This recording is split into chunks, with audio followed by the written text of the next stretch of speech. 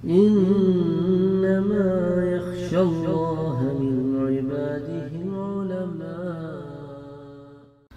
اللہ عز و جل فرماتے ہیں کہ قل ان کنتم تحبون اللہ فاتبعونی یحببکم اللہ، کہ میرے پیارے نبی صلی اللہ علیہ وآلہ وسلم آپ فرما دیجئے ان لوگوں سے کہ اگر تم واقعی خدا سے محبت کرتے ہو اور چاہتے ہو کہ وہ بھی تم سے محبت کرے تو میری اتباع کرو.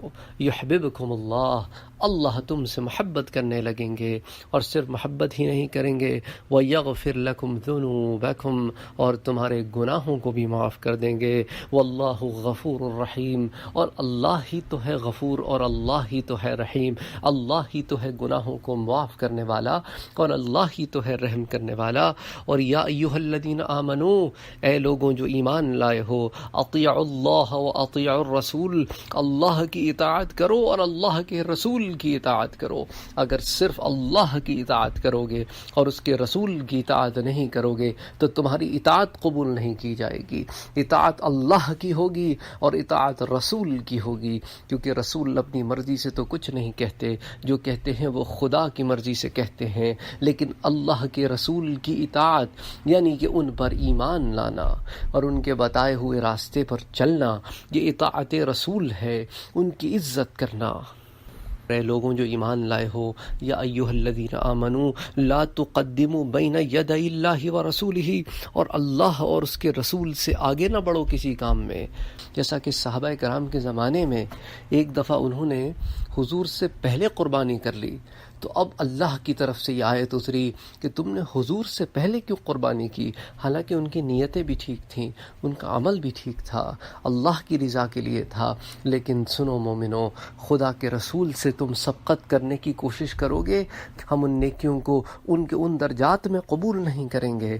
تو بس اب حکم ہوا کہ اب قربانیاں دوبارہ لوٹائی جائیں، اور جو قربانیاں کر چکے ہیں وہ بطور نفل قبول ہوگا، بطور قربانی قبول نہیں ہوگی. تو اس طرح اللہ اور اس کے رسول کی اطاعت کرنا ہر مسلمان پر فرض ہے. اسی طرح اللہ کے رسول صلی اللہ علیہ وآلہ وسلم کا مقام بہت بلند ہے. جتنے بھی انبیاء آج تک آئے ہیں ان سب نے حضور کے آمد کی بشارت دی ہے، حضور کے بارے میں اپنی امتوں کو بتایا ہے، اور حضور سب پر گواہ ہیں، حضور سب پر مبشر نہیں ہے. وہ سب حضور کی بشارت دیتے رہے. حضور کسی کے مبشر نہیں ہے بلکہ حضور تو شاہد ہیں. حضور اکیلے صرف شاہد ہیں، مبشر نہیں ہیں.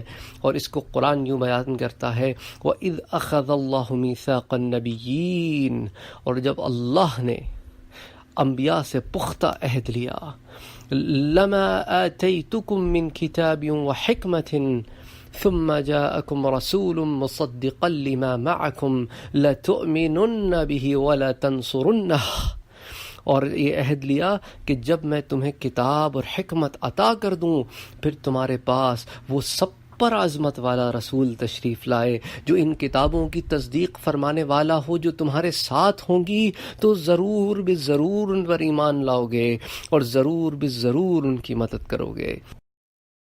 وفوق كل ذي علم